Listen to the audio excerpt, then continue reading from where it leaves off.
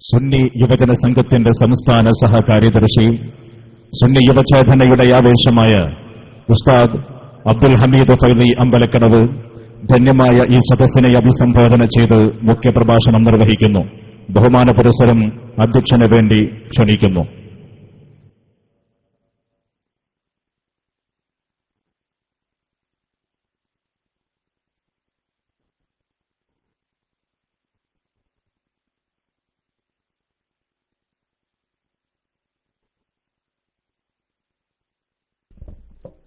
السلام عليكم.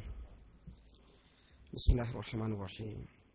الحمد لله نحمده ونستعينه ونؤمن به ونتوكل عليه ونعوذ بالله من شرور أنفسنا ومن سيئات أعمالنا من يهد الله فلا مضل له ومن يضلل فلا هادي له ونشهد أن لا إله إلا الله وحده لا شريك له ونشهد أن محمدا عبده ورسوله أرسله بالهدى ودين الحق ليظهره على الدين كله ولو كره المشركون. أما بعد فإن خير الحديث كتاب الله وخير الهدي هدي محمد صلى الله عليه وسلم وشر الأمور محدثاتها وكل محدثة بدعة وكل بدعة ضلالة وكل ضلالة في النار وما توفيقي إلا بالله عليه توكلت وإليه أنيب.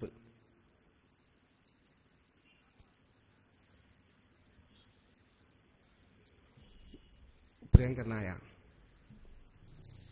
ഈ പരിപാടിയുടെ അധ്യക്ഷപദം അലങ്കരിക്കുന്ന SKSSF area president KC Naufal Sahib,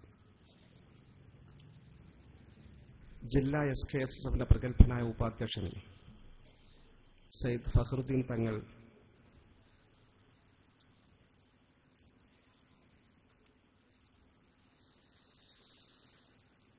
ആദരണീയരായ KNC തങ്ങൾ, ആറ്റക്കോയ തങ്ങൾ, മുത്തുക്കോയ തങ്ങൾ, പ്രിയങ്കരനായ ബഷീർ ഹാജി സാഹിബ്, പ്രിയങ്കരനായ നൌഷാദ് ചെട്ടിപ്പടി, ഷാക്കിർ ഫൈസി ഉൾപ്പെടെയുള്ള ആദരണീയരായ സംഘടനാ നേതാക്കളെ, ഉമറാക്കളെ, ഈ അനുഗ്രഹീതമായ പരിപാടിയിൽ സംബന്ധിച്ചുകൊണ്ടിരിക്കുന്ന ഏറെ ബഹുമാന്യരായ കാരണവന്മാരെ, സ്നേഹസമ്പന്നരായ യുവ സുഹൃത്തുക്കളെ, സഹോദരങ്ങളെ, ദയാനിധിയായ നമുക്ക് എല്ലാ അനുഗ്രഹങ്ങളും അനുനിമിഷം വർഷിച്ചുകൊണ്ടിരിക്കുന്ന റബ്ബ് സുബ്ഹാനഹു വ തആല നാം ഏവരെയും വിജയികളുടെ കൂട്ടത്തിൽ ഉൾപ്പെടുത്തി അനുഗ്രഹിക്കുമാറാകട്ടെ. സമസ്ത കേരള ജംഇയ്യത്തുൽ ഉലമ 90ാം വാർഷികം ആഘോഷിക്കാൻ പോവുകയാണ്. സമസ്തയെയും അതിന്റെ ഘടകങ്ങളെയും അതിന്റെ പ്രവർത്തനങ്ങളെയും പരിചയപ്പെടുത്തേണ്ടതില്ലാത്ത വിധം ഏത് വിഭാഗം ആളുകൾക്കും പ്രകടമായി ബോധ്യപ്പെട്ട യാഥാർത്ഥ്യങ്ങളാണ്, വസ്തുതകളാണ്. സമസ്തയുടെ ഏറ്റവും വലിയ പ്രത്യേകത ഇസ്ലാമിന്റെ യഥാർത്ഥ മുഖം നിലനിർത്താൻ വേണ്ടി വിട്ടുവീഴ്ചയില്ലാത്ത ആദർശ പോരാട്ടം നടത്തുന്നു എന്നതാണ്. കേരളീയ പശ്ചാത്തലം നിങ്ങൾക്കറിയാം. മഹാനായ പ്രവാചക തിരുമേനി അഷ്റഫുൽ ഖൽഖ് മുത്ത് മുഹമ്മദ് മുസ്തഫ സല്ലല്ലാഹു അലൈഹി വസല്ലം തങ്ങൾ ഈ ദീനിന്റെ വെള്ളി വെളിച്ചവുമായി 14 നൂറ്റാണ്ടുകൾക്കപ്പുറം അറബ് നാട്ടിൽ വന്നപ്പോൾ അതേ കാലഘട്ടത്തിൽ തന്നെ തന്റെ ആദരണീയരും അനുകരണീയരുമായ അനുചരന്മാർ, സഹാബാ കിറാം റിദ്വാനുല്ലാഹി തആല അൻഹും അജ്മഈൻ, അല്ലാഹുവിന്റെ സംതൃപ്തി ആ മഹാന്മാരിൽ എന്നും വർഷിക്കുമാറാകട്ടെ, അവർ മുഖേന തന്നെ ഈ ദീനിന്റെ വെളിച്ചം നമ്മുടെ കേരളത്തിൽ എത്തിച്ചിട്ടുണ്ട് എന്ന് ചരിത്രപരമായ ഒരു വിശദീകരണമാണ്, യാഥാർത്ഥ്യമാണ്.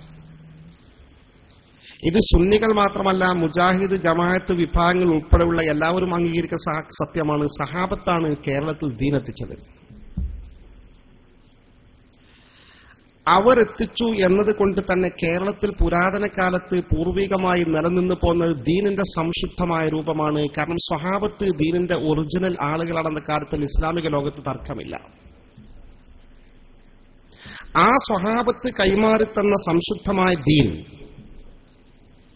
നൂറ്റാണ്ടുകളായി കേരളത്തിൽ അഭംഗുരം നിലനിന്നു വന്നു എന്നത് ചരിത്രപരമായൊരു സത്യം.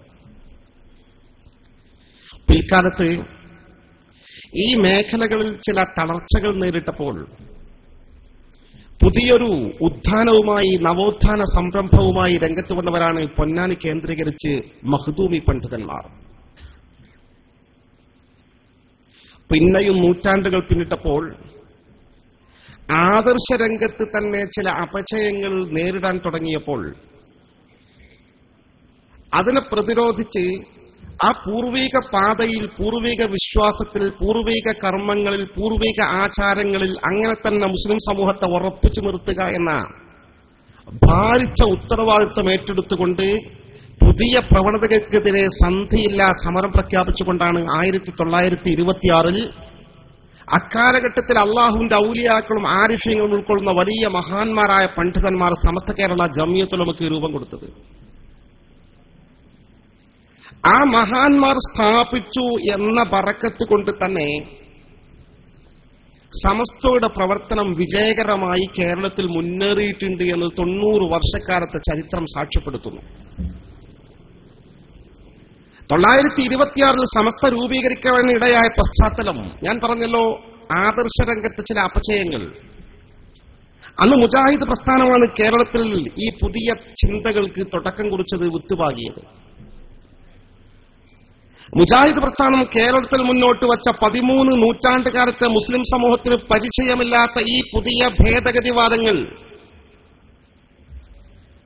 ഇത് വിശുദ്ധ ഖുർആനും തിരുസുന്നത്തും വളച്ചൊടിച്ചും ദുർവ്യാഖ്യാനം ചെയ്തുകൊണ്ടുമാണ് പറയുന്നത് എന്നും അതിന്റെ യഥാർത്ഥ വ്യാഖ്യാനവും വിശദീകരണവും ഇങ്ങനെയാണെന്നും ചൂണ്ടിക്കാണിച്ചുകൊണ്ട് അവർ ഉന്നയിച്ച ആശയത്തിനെതിരെ നിരന്തരമായ പോരാട്ടം നടത്തിയതിന്റെ ഫലമായി സമസ്തക്കൊന്നും തിരുത്തി പറയേണ്ടി വന്നിട്ടില്ല. മഹാത്മാക്കളിൽ നിന്ന് സഹായം കിട്ടും എന്ന് പറഞ്ഞാൽ കിട്ടും എന്നിടത്ത് സമസ്ത ഇന്നും ഉറച്ചു നിൽക്കുന്നു.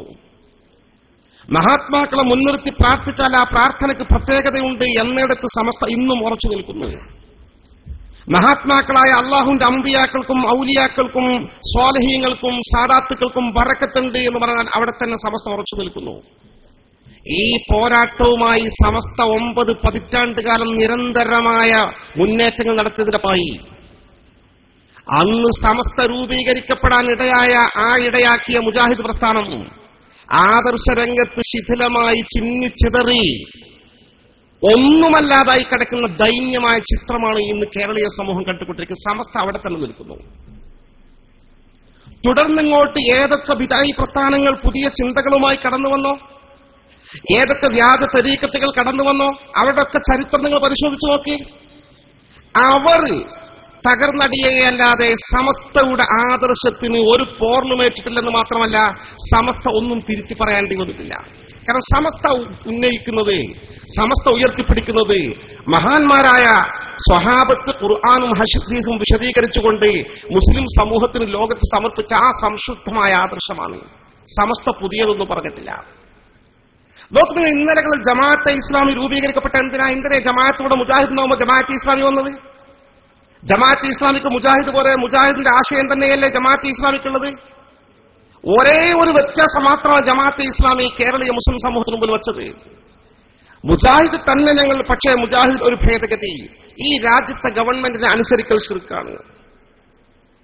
അള്ളാഹുവിനെ മാത്രമേ അനുസരിക്കാവൂ എന്നാണ് ലാ ഇലാഹ ഇല്ലല്ലാഹ് തൗഹീദിന്റെ വചനത്തിന്റെ അർത്ഥം.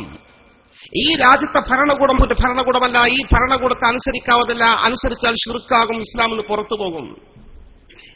ഈ അടിസ്ഥാനപരമായ സിദ്ധാന്തം ആവിഷ്കരിച്ചുകൊണ്ട് രംഗത്ത് വന്ന ജമാഅത്തെ ഇസ്ലാമി പച്ചയായി പറഞ്ഞു, എഴുതി, പ്രചരിപ്പിച്ചു ഇന്ത്യൻ ഭരണഘടന അനുസരിക്കൽ ശിർക്ക. ഇന്ത്യ ഗവൺമെന്റ് കീഴിൽ തെരഞ്ഞെടുപ്പുകൾ മത്സരിക്കൽ ശിർക്ക. ആ തെരഞ്ഞെടുപ്പിൽ വോട്ട് രേഖപ്പെടുത്തൽ ശിർക്ക. ഗവൺമെന്റ് കീഴിൽ ഉദ്യോഗം സ്വീകരിക്കൽ ശിർക്ക. ഈ ഗവൺമെന്റ് കീഴിൽ വിദ്യാഭ്യാസ സ്ഥാപനങ്ങൾ സ്വന്തം മാനേജ്മെന്റ് കീഴിൽ നടത്തൽ ശിർക്ക. ഈ ഗവൺമെന്റ് കീഴിൽ നടന്നു വരുന്ന സ്കൂളുകളിലേക്ക്, കോളേജുകളിലേക്ക് കുട്ടികളെ പറഞ്ഞയക്കൽ ശിർക്കാണ്. ഈ ഗവൺമെന്റ് കീഴിലുള്ള യൂണിവേഴ്സിറ്റി പരീക്ഷകൾ എഴുതി ഡിഗ്രി സമ്പാദിക്കൽ ശിർക്കാണ്. എന്നല്ല, ഈ ഗവൺമെന്റിന്റെ കോടതികൾ പോകൽ പോലും ശിർക്കാണെന്ന് പഠിപ്പിച്ചുകൊണ്ട് പച്ചയായി പരസ്യമായി രംഗത്ത് വന്ന ജമാഅത്തെ ഇസ്ലാമി സമസ്ത ശക്തമായ ചെറുത്തുനിൽപ്പ് നടത്തിക്കൊണ്ട് ഇത് തെറ്റായ വ്യാഖ്യാനമാണ് ഖുർആൻ, ഇങ്ങനെ ഖുർആന്റെ വ്യാഖ്യാനം ഇത് ശരിയല്ല, യഥാർത്ഥ വ്യാഖ്യാനം ഇന്നതാണെന്ന് പഠിപ്പിച്ചുകൊണ്ട് മുന്നോട്ട് പോയി. മഹാനായ മാലിക് ദീനാറും സംഘവും കേരളത്തിൽ വരുന്ന കാലഘട്ടത്തിൽ കേരളം ഭരിക്കുന്ന ഹിന്ദു സഹോദരന്മാരാണ്, ഹിന്ദു രാജാക്കന്മാരാണ്. അവർ ഈ രാജ്യത്തെ ഭരണകൂടം അംഗീകരിക്കൽ ശിർക്കാണെന്ന് പറഞ്ഞ് നിസ്സഹകരണ പ്രസ്ഥാനമല്ല ആരംഭിച്ചത്. ഈ ഗവൺമെന്റുമായി, ഹിന്ദു രാജാക്കന്മാരുമായി സഹകരിച്ചാണ് പോയത്. അത് ശിർക്കല്ലെന്ന് പഠിപ്പിച്ചുകൊണ്ട് നിരന്തരം ഖുർആനും ഹദീസും വിശദീകരിച്ചു കൊണ്ട് മുന്നോട്ട് പോയതിന്റെ ഫലമായി ജമാഅത്തെ ഇസ്ലാമിക്ക് എന്ത് സംഭവിച്ചു? ആദർശ രംഗത്ത് നേരെ അവർ തന്നെ സ്വയം അട്ടിമറിഞ്ഞു. ഇന്ന് അത് ശിർക്കാണെന്ന് പറഞ്ഞ ജമാഅത്തെ ഇസ്ലാമി അതേ തെരഞ്ഞെടുപ്പിൽ മത്സരിക്കാനും രാഷ്ട്രീയത്തിൽ ഭാഗവാക്കായിക്കൊണ്ടും ആ ശിർക്ക് ചെയ്യാൻ വേണ്ടി സ്വന്തം രാഷ്ട്രീയ പാർട്ടി രൂപീകരിച്ചുകൊണ്ട് പച്ചയായി മത്സരരംഗത്ത് വന്നുകൊണ്ട് പച്ചയായി ആ ശിർക്കിന് നിരന്തരം ചെയ്തുകൊണ്ടിരിക്കുകയാണ്. ഇതെങ്ങനെയാണ് അന്നത്തെ ശിർക്കിന് തൗഹീദായത് എന്ന ചോദ്യത്തിന് മാത്രം ജമാഅത്തെ ഇസ്ലാമിക്ക് മറുപടിയില്ല. ബാക്കി ഏത് ചോദ്യം ചോദിച്ചാലും ചോദ്യത്തിന് എന്തെങ്കിലും കുറിപ്പ് നൽകാൻ വളരെ വിദഗ്ധരാവരും, സൈദ്ധാന്തികമായ വിശകലനം. പക്ഷെ ഇന്നലകളിൽ ജമാഅത്തെ ഇസ്ലാമി രൂപീകരിക്കുന്ന ഘട്ടത്തിൽ ഈ രാജ്യത്തെ ഗവൺമെന്റുമായി സഹകരിക്കലും തെരഞ്ഞെടുപ്പിൽ മത്സരിക്കലും ഒക്കെ ശിർക്കാണെന്ന് പഠിപ്പിച്ച ജമാഅത്തെ ഇസ്ലാമി ഇന്ന് രാഷ്ട്രീയ പാർട്ടി സ്വന്തമായി രൂപീകരിച്ചുകൊണ്ട് തെരഞ്ഞെടുപ്പിൽ മത്സരിക്കലും വോട്ട് ചെയ്യലും തുടങ്ങിയത് എങ്ങനെ ശിർക്കല്ലാതായി മാറി എന്ന ചോദ്യത്തിന് ജമാഅത്തെ ഇസ്ലാം പറയാൻ സാധിച്ചിട്ടില്ല. സമസ്ത പറഞ്ഞെടുത്ത് നിൽക്കുന്നു, സമസ്തക്കൊന്നും മാറ്റി പറയേണ്ടി വന്നിട്ടില്ല. ഓരോ കക്ഷികളെ കുറിച്ച് നിങ്ങൾ ചിന്തിച്ചു നോക്കി, ഓരോ വിഭാഗത്തെക്കുറിച്ച്. സമസ്ത കേരള ജംഇയ്യത്തുൽ ഇടക്കാലത്ത് ഭിന്നിപ്പുണ്ടാക്കിക്കൊണ്ട് അതിന്റെ ഉള്ളിൽ നിന്ന് ശിഥിലീകരണ ചിന്തകളുമായി പുറത്തുപോയ കാന്തപുരം വിഭാഗം. അങ്ങനെന്താ കാന്തപുരം പറഞ്ഞത്? കാന്തപുരം പറഞ്ഞത് സമസ്തക്കാർ രാഷ്ട്രീയക്കാരാണ്. ശരിയാണ്, സമസ്തക്കാർ രാഷ്ട്രീയക്കാരാണ്. നമ്മുടെ രാഷ്ട്രീയത്തിനെതിരല്ല. രാഷ്ട്രീയം ഇന്ത്യയിൽ വേണമെന്ന് പറയുന്നവരാണ് സമസ്ത. ഇന്ത്യയിൽ നമ്മുടെ അവകാശാധികാരങ്ങൾ സംരക്ഷിക്കാൻ, ഇന്ത്യയിൽ നമ്മുടെ നിലനിൽപ്പിന് തന്നെ രാഷ്ട്രീയ ശക്തി ആവശ്യമാണെന്ന കാര്യത്തിൽ സമസ്തക്ക് ഒരു തർക്കമല്ല. സമസ്ത രാഷ്ട്രീയ പാർട്ടികൾക്ക് പാർട്ടിയിൽ പങ്കെടുക്കുന്നതിനോ അതിൽ പ്രവർത്തിക്കുന്നതിനോ എതിരല്ലെന്ന് മാത്രമല്ല, എല്ലാ പ്രോത്സാഹനവും കൊടുക്കുന്നുണ്ട്. സമസ്ത സംഘടനയ്ക്ക് രാഷ്ട്രീയമല്ല, വ്യക്തികൾക്ക് രാഷ്ട്രീയം എന്നാണ് സമസ്തയുടെ നിലപാട്. അതേസമയം സമസ്തക്കാർ രാഷ്ട്രീയക്കാരാണ്, ഈ രാജ്യത്തെ രാഷ്ട്രീയ മലീമസമാണ്, അതുകൊണ്ട് രാഷ്ട്രീയമില്ലാത്ത ശുദ്ധമായ സുന്നീത എന്നൊരു ഓഫറുമായി രംഗത്ത് വന്ന കാന്തപുരം പിൽക്കാലത്ത് എന്താ ചെയ്ത്? പിൽക്കാലത്ത് കാന്തപുരം അന്ന് പച്ചയായി രാഷ്ട്രീയ പാർട്ടികളെ നിരന്തരം കുറ്റപ്പെടുത്തി രംഗത്ത് വന്നിരുന്ന കാന്തപുരം എത്രത്തോളം വെച്ചാൽ മറക്കാൻ കഴിയില്ല. അക്കാലത്ത് കാന്തപുരത്തിന് പ്രസംഗിച്ചു വച്ചത് പച്ചയായി മുസ്ലിം ലീഗിനോടാണ് അവർക്ക് ഏറ്റവും വലിയ വിരോധം. മുസ്ലിം ലീഗ് പഴച്ച പാർട്ടിയാണ്, ഒരു കാരണവശാലും മുസ്ലിം ലീഗുമായി സഹകരിക്കാൻ പറ്റില്ല. സമസ്തയിലെ പലർക്കുള്ള കുഴപ്പം സമസ്തക്കാരായിരുന്നു. സമസ്ത മുസ്ലിം ലീഗുമായി സഹകരിച്ചു പോയിട്ടുണ്ട്. കാരണം ഈ പ്രദേശത്തെ മലബാറിലെ ശക്തമായ മുസ്ലിം രാഷ്ട്രീയ സംഘടന എന്ന നിലയിൽ അതിശക്തമായ സുന്നത്ത് ജമാഅത്തിന്റെ മുസ്ലിം സംഘടന സമസ്തയും മുസ്ലിം ലീഗും പല മേഖലകളും സഹകരിച്ചിട്ടുണ്ട്. പക്ഷെ അതിന്റെ പേരിൽ മുസ്ലിം ലീഗ് വഴിതെറ്റിയ പാർട്ടിയാണെന്ന് എന്തുകൊണ്ടെന്ന് അന്ന് കാന്തപുരം പറഞ്ഞ കുറച്ച് എഴുതി വെച്ച കുറച്ച് ന്യായങ്ങളും വിശദീകരണങ്ങളുണ്ട്. അന്ന് കാന്തപുരം പറഞ്ഞത് മുസ്ലിം ലീഗ് ബാങ്കിലേക്ക് മത്സരിക്കുന്ന പാർട്ടിയാണ്, ഹറാമാണ്, പലിശയുമായി ബന്ധപ്പെട്ട പാർട്ടിയാണ്, അതുകൊണ്ട് മുസ്ലിം ലീഗിനെ അംഗീകരിക്കാൻ കഴിയില്ല. എത്ര കാലം കാന്തപുരം പ്രചരിപ്പിച്ചു. രണ്ടാമത് കാന്തപുരം പറഞ്ഞു മുസ്ലിം ലീഗിന് വഹാബിസത്തിന് സ്വാധീനമുണ്ട്, വഹാബികൾ കൂടി ഉൾക്കൊള്ളുന്ന സംഘടന, വഹാബിയുമായി ഒരു ബന്ധവും പറ്റില്ല, അത് വഹാബികളുടെ പാർട്ടിയാണ്. മൂന്നാമത് കാന്തപുരം പറഞ്ഞു മുസ്ലിം ലീഗ് ലോട്ടറിയും പലിശയും നടപ്പാക്കുന്ന ഗവൺമെന്റിൽ പങ്കാളിയാകുന്ന പാർട്ടിയാണ്, ആ മുസ്ലിം ലീഗുമായി സഹകരിക്കാൻ പറ്റില്ല. നാലാമതായി കാന്തപുരം പറഞ്ഞു മുസ്ലിം ലീഗ് സ്ത്രീകളെ മത്സരിപ്പിക്കുന്ന പാർട്ടിയാണ്, സ്ത്രീകളെ പൊതുരംഗത്തിറക്കുന്ന പാർട്ടിയാണ്, മുസ്ലിം ലീഗുമായി സഹകരിക്കാൻ പറ്റില്ല. ഈ നിലയിൽ മുസ്ലിം ലീഗിനെ നിരന്തരം വിമർശിച്ചുകൊണ്ട് രംഗത്ത് വന്ന് രാഷ്ട്രീയം മലീമസമാണെന്ന് പറഞ്ഞുകൊണ്ട് മാറി നിന്ന് ശുദ്ധമായ രാഷ്ട്രീയമില്ലാത്ത സുന്നീത എന്ന ഓഫറുമായി കടന്നു വന്ന കാന്തപുരം എന്തായിരുന്നു കാന്തപുരത്തിന്റെ അവസ്ഥ? സമസ്തയുടെ ലൈനിലേക്ക് തിരിച്ചു വരാൻ നിർബന്ധിതരായി. ഇക്കഴിഞ്ഞ നിയമസഭാ ഇലക്ഷൻ മാത്രം എടുത്താൽ മതി. നിയമസഭാ ഇലക്ഷനിൽ കാന്തപുരം വോട്ട് ചെയ്തോ ഇല്ല എന്നുള്ള വേറെ കാര്യം അത് എല്ലാ വിഭാഗം ആളുകൾക്കും അറിയാം. കാന്തപുരം ആർക്കാണ് വോട്ട് ചെയ്യുക, കാന്തപുരത്തിന് എവിടെ വോട്ട് എന്നുള്ള വേറെ കാര്യം. പക്ഷെ കാന്തപുരം ഒരു ചാനൽ അഭിമുഖത്തിൽ പറഞ്ഞു, മുസ്ലിം ലീഗ് നിയമസഭയിൽ 20 സീറ്റ് കിട്ടി. ഈ 20 സീറ്റിൽ 18 സീറ്റും ഞങ്ങൾ പിന്തുണ കൊടുത്തുകൊണ്ടാണ് കിട്ടിയത്. 2 ഹൈദർ ശിഹാബ് തങ്ങളെ വക, പാണക്കാട് തങ്ങളെ വക കിട്ടിയിട്ടുണ്ട്. 18 ഞങ്ങളെ പിന്തുണ കൊണ്ടാണ് കിട്ടിയത്. കാന്തപുരം പച്ചയായി ചാനൽ അഭിമുഖത്തിൽ പറഞ്ഞു. അയാളെ പിന്തുണ കിട്ടിയോ കിട്ടിയില്ലെന്ന് അവിടെ ഇരിക്കട്ടെ. KPM മജീദ് സാഹിബ്, മുസ്ലിം ലീഗിന്റെ പ്രഗത്ഭനായ ജനറൽ സെക്രട്ടറി പറഞ്ഞു, ഈ നൂറ്റാണ്ടിലെ ഏറ്റവും വലിയ തമാശയായിട്ടാണ് ഞാനത് കാണുന്നത്. ആ പ്രതികരണം മതി നമ്മളെ കുറിച്ച് പറയുന്നത്. പക്ഷേ നമുക്ക് ചോദിക്കാനുള്ളത്, എന്റെ മുസ്ലിം ലീഗിൽ നിന്ന് മാറിയോ? അന്ന് സമസ്തയെ മുസ്ലിം ലീഗിനെ എതിർക്കുന്നില്ലെന്ന് പറഞ്ഞുകൊണ്ട് കുറ്റപ്പെടുത്തിയ കാന്തപുരം വിഭാഗം ഇന്നെന്ത് പറയും? എന്റെ മുസ്ലിം ലീഗിലെ വഹാബികൾ കുറഞ്ഞോ? വഹാബികളുടെ സ്വാധീനം കുറഞ്ഞിട്ടുണ്ടോ? അന്ന് കാന്തപുരം എതിർക്കുന്ന കാലഘട്ടത്തിൽ മുസ്ലിം ലീഗിന്റെ അനിഷേധ്യനായ നായകനായിരുന്നു, മുസ്ലിം ലീഗിന്റെ പ്രഗത്ഭനായ ഉപമുഖ്യമന്ത്രിയായിരുന്നു ശ്രീ ഔഖാദർ കുട്ടി നഹാ സാഹിബ്. അദ്ദേഹം മുജാഹിദ് പ്രസ്ഥാനത്തിന്റെ പ്രവർത്തകനായിരുന്നു. പക്ഷെ നല്ല മാന്യനായ ഒരു മനുഷ്യനായിരുന്നു. ഇന്ന് ആ മുജാഹിദ് മുസ്ലിം ലീഗിൽ മുജാഹിദ് സാന്നിധ്യം പോയോ? ഇല്ലെന്ന് മാത്രമല്ല, അതേ ഔഖാദർ കുട്ടി നഹാ സാഹിബിന്റെ മകൻ പ്രഗത്ഭനായ വിദ്യാഭ്യാസ വകുപ്പ് മന്ത്രിയായി PK അബ്ദുൾ റബ്ബ് തുടരുന്നു. അദ്ദേഹം മുജാഹിദ് അനുഭാവിയാണ്. ഒരു മാറ്റവും വന്നിട്ടില്ല. അന്ന് സീതി ഹാജി മുസ്ലിം ലീഗ് നേതാവായിരുന്നു. അദ്ദേഹം മുജാഹിദ് പ്രസ്ഥാനവുമായി ബന്ധപ്പെട്ട ആളായിരുന്നു. പക്ഷെ അവരൊക്കെ മുജാഹിദ് എത്രമാത്രമുണ്ട് നമുക്കൊക്കെ അറിയാം. അഭിനന്ദനായ ഉസ്താദ് KT മാനുസ്ലേർ അവർകളോട് നവറല്ലാഹു മർക്കദ, അവിടെ ദറജ അല്ലാഹു ഉയർത്തി കൊടുക്കുമാറാകട്ടെ. ഒരിക്കൽ സീതി ഹാജി പറഞ്ഞു, മാനുസ്ലേരെ ഞാനൊക്കെ മുജാഹിദായി പോയിട്ടില്ലെങ്കിൽ ഞാൻ മരിച്ചെന്റെ മയ്യത്തെടുക്കാൻ ആളുണ്ടാവില്ല, എന്റെ നാട്ടുകാരൊക്കെ മുജാഹിദല്ലേ. അത്രയും മൂപ്പർക്ക് മുജാഹിദിൽ വിശ്വാസമുള്ളൂ. എന്തായിരുന്നാലും ആ മുജാഹിദായിരുന്നു സീതി ഹാജ് അന്ന് ഉണ്ടായിരുന്നെങ്കിൽ ഇന്ന് അതേ സീതി ഹാജിന്റെ പ്രിയപ്പെട്ട പുത്രൻ PK ബഷീർ MLA ആയി തുടരുന്നു. ഒരു മാറ്റം വന്നിട്ടില്ല. അന്ന് ബാങ്കിലേക്ക് മത്സരിച്ചെങ്കിൽ ഇന്നും ബാങ്കിലേക്ക് മത്സരിക്കുന്നുണ്ട്. അന്ന് സ്ത്രീകളെ മത്സരിപ്പിക്കണമെങ്കിൽ ഇന്ന് 50% റിസർവേഷൻ വന്നുകൊണ്ട് വ്യാപകമായി മത്സരിപ്പിക്കേണ്ടി വന്നിട്ടുണ്ട്. അന്നത്തെ ഗവൺമെന്റ് തന്നെയാണ് പലിശയും ലോട്ടറിയുമുള്ള അതേ ഗവൺമെന്റാണ് ഇന്നും കേരളത്തിൽ പ്രവർത്തിക്കുന്നത്. അതേ ഗവൺമെന്റിലാണ് മുസ്ലിം ലീഗ് പങ്കാളിയായിട്ടുള്ളത്. ഒരു ചേഞ്ചും മുസ്ലിം ലീഗിന് വന്നിട്ടില്ല. പക്ഷെ കാന്തപുരം നയം മാറ്റാൻ നിർബന്ധിതനായി, പ്രത്യക്ഷത്തിലെങ്കിലും.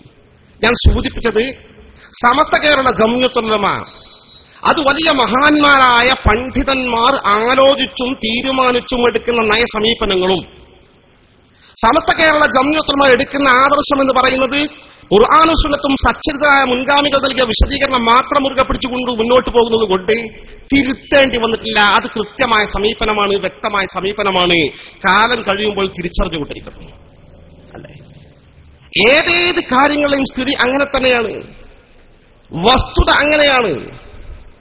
സത്യം പറഞ്ഞാൽ ഇന്ന് കാന്തപുരത്തിന് ഈ അന്ന് രാഷ്ട്രീയമില്ലാത്ത സുന്നീത എന്ന് പറഞ്ഞുകൊണ്ട് രംഗത്ത് വന്ന് കുറെ ആളുകൾ സംഘടിപ്പിച്ച കാന്തപുരത്തിൽ രാഷ്ട്രീയ കളികളുടെ കേദാരമായി മാറിയതുകൊണ്ട് വാർത്താ മാധ്യമങ്ങളുടെ പ്രതിനിധികൾക്കും രാഷ്ട്രീയക്കാർക്ക് പോലും കാന്തപുരം ഒരു തമാശക്കാരനാക്കി മാറ്റിയിട്ടുണ്ട്.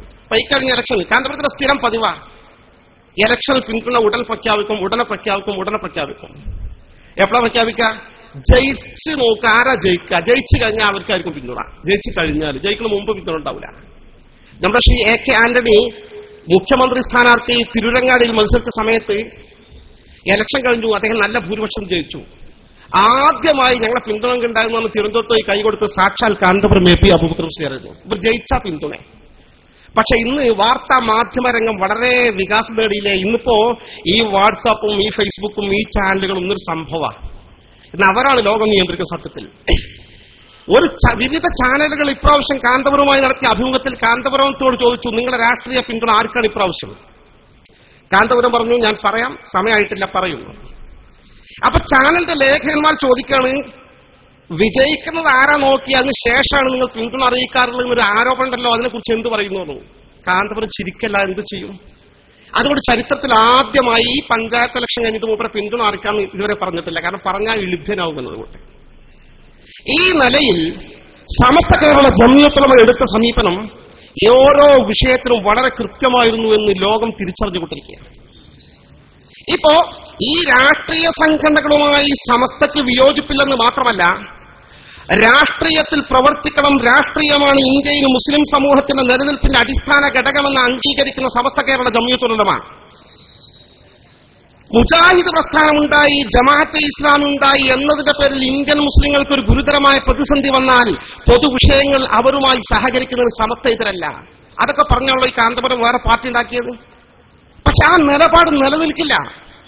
അതിന്റെ ഏറ്റവും പ്രകടമായ ഉദാഹരണമാണ് രാഷ്ട്രീയ പാർട്ടികളോട് സഹകരിക്കുമ്പോൾ തന്നെ മുജാഹിദ് ജമാഅത്ത് ബിദഈ പ്രസ്ഥാനങ്ങളോട് അതിശക്തമായി എതിർക്കുമ്പോൾ തന്നെ രാജ്യത്ത് മുസ്ലിം സമൂഹത്തിന്റെ ആദർശം കാത്തുസൂക്ഷിക്കുന്നതിൽ, ശരീഅത്ത് കാത്തുസൂക്ഷിക്കുന്നതിൽ ഒരു വിട്ടുവീഴ്ചക്കും ഒരു കോംപ്രമൈസും സമസ്ത ആരോടും പോയിട്ടില്ല.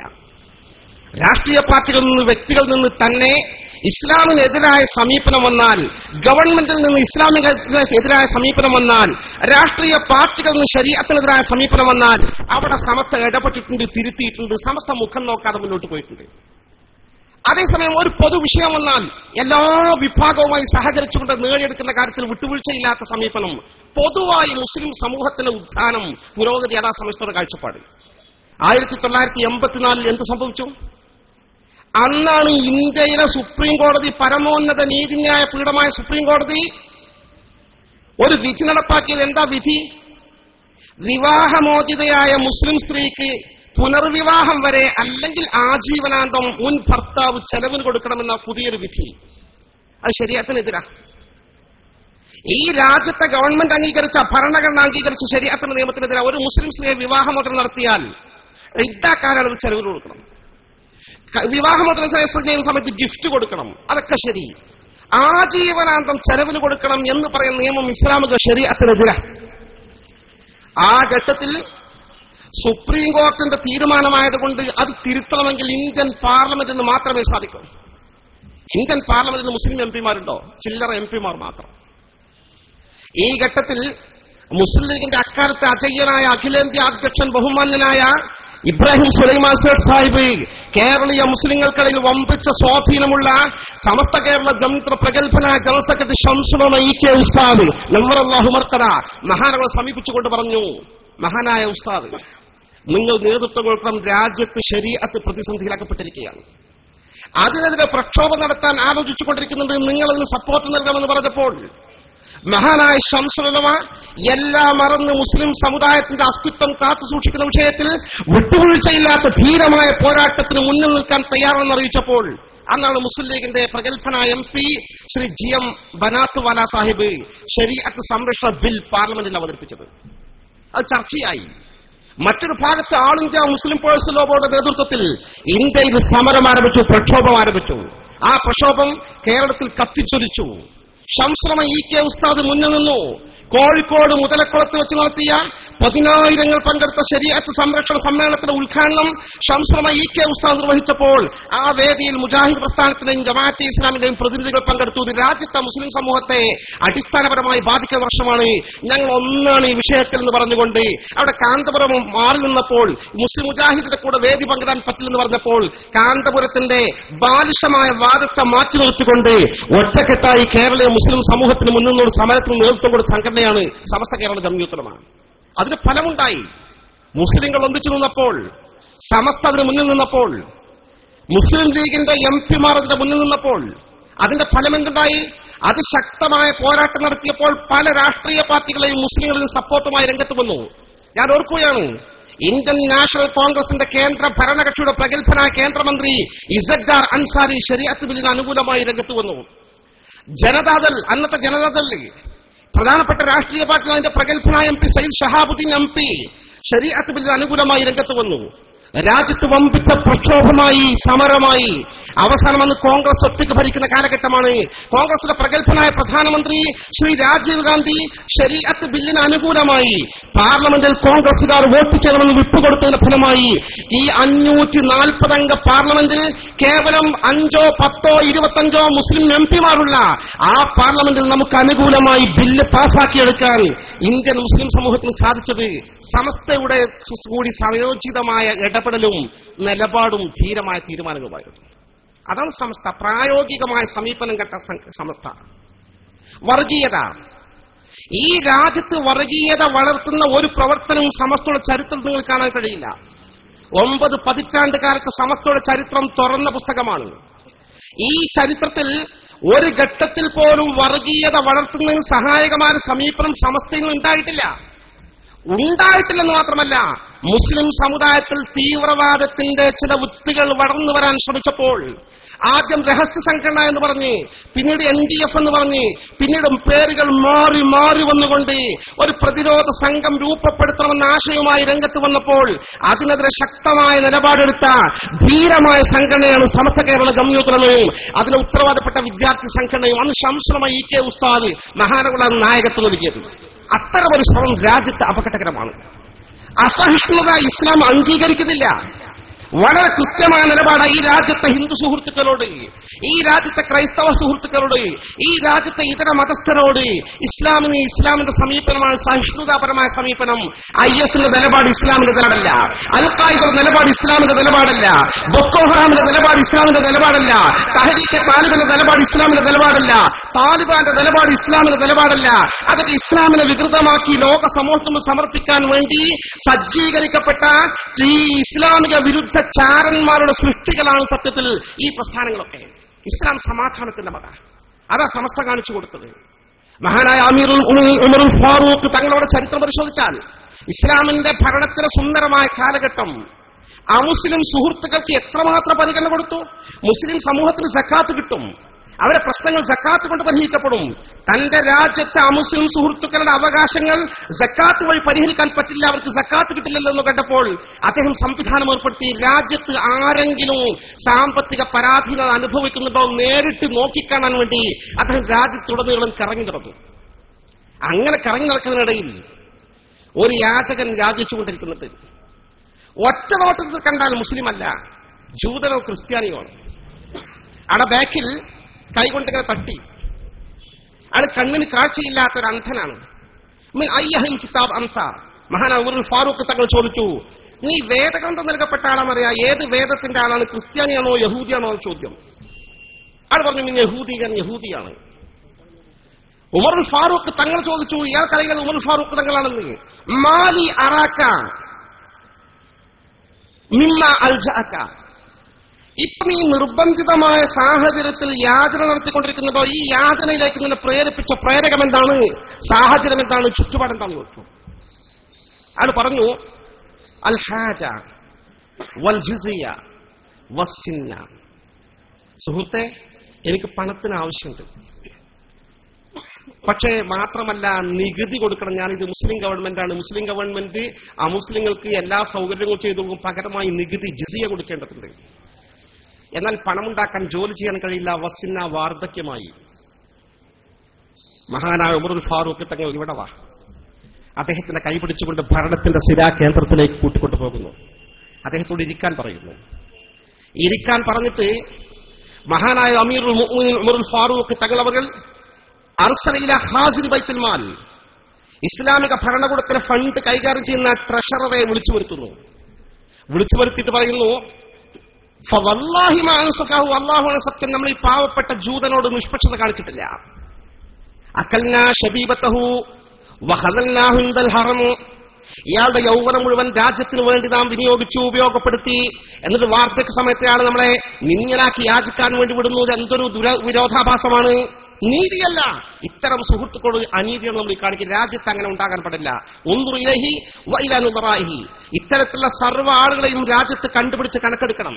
എന്നിട്ട് അവർക്കൊക്കെയും ജീവിക്കാൻ ആവശ്യമായ ഫണ്ട് സക്കാത്തിന്റെ പണമല്ലാത്ത പണത്തിൽ നീക്കിവെക്കണമെന്ന് അമീറുൽ മുഅ്മിനീൻ ഉമറുൽ ഫാറൂഖ് റളിയല്ലാഹു അൻഹു. അമുസ്ലിങ്ങളോടുള്ള സഹിഷ്ണുതാപരമായ സമീപനം ഇസ്ലാം അതാണ് പഠിപ്പിച്ചത്. ആ സമീപനം കേരളത്തിൽ നടപ്പാക്കി മാതൃക കാണിച്ച ആധികാരിക മതപണ്ഡിത സംഘടനയാണ് സമസ്ത കേരള ജംഇയ്യത്തുലമ.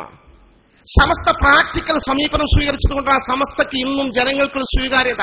എന്തേ മുജാഹിദ് കേരളത്തിൽ വളരാത്തത്? എന്തേ ജമാഅത്ത് കേരളത്തിൽ വളരാത്തത്? എന്തേ മറ്റു പിതായി കക്ഷികൾ കേരളത്തിൽ വളരാത്തത്? സമസ്തയെക്കുറിച്ച് ജനങ്ങൾക്കറിയാം. സമസ്ത ചെയ്യുന്ന പ്രവർത്തനങ്ങൾ, അതിന്റെ വിദ്യാഭ്യാസ പ്രവർത്തനം ഞാൻ വിശദീകരിക്കുന്നില്ല.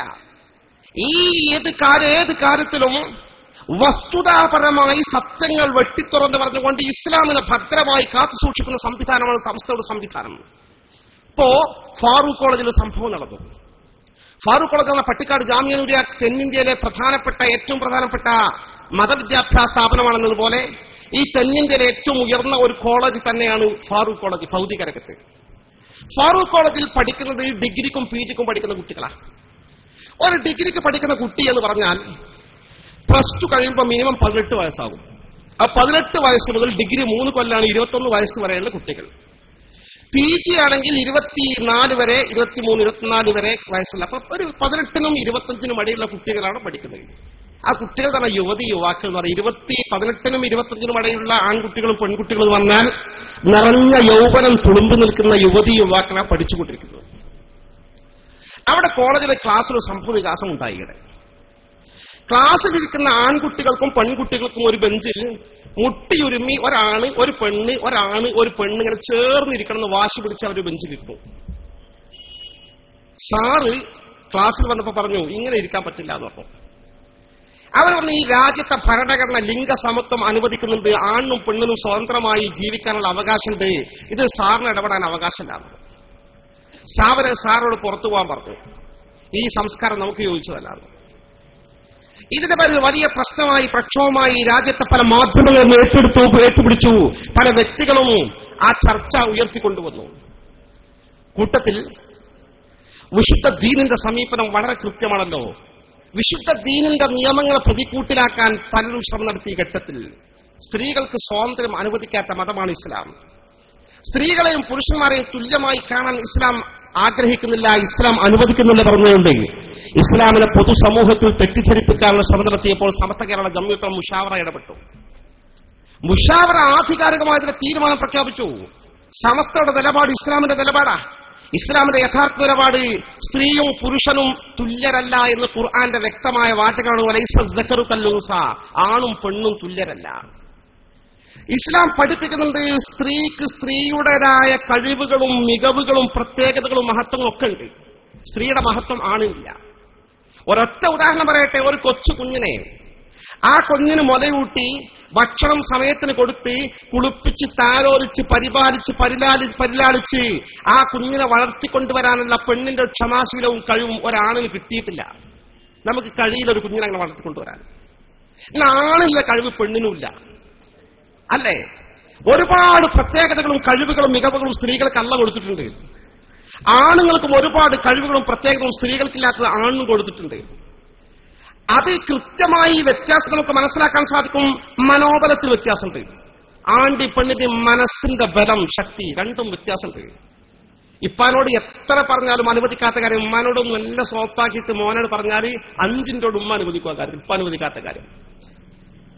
മനസ്സിന് വ്യത്യാസമുണ്ട്, കായബലത്തിൽ വ്യത്യാസമുണ്ട്, ശാരീരിക പ്രകൃതിയിൽ പോലും ആ വ്യത്യാസം പ്രകടമായി നമുക്ക് കാണാൻ സാധിക്കും. ഈ സത്യങ്ങളൊക്കെ അംഗീകരിക്കണം.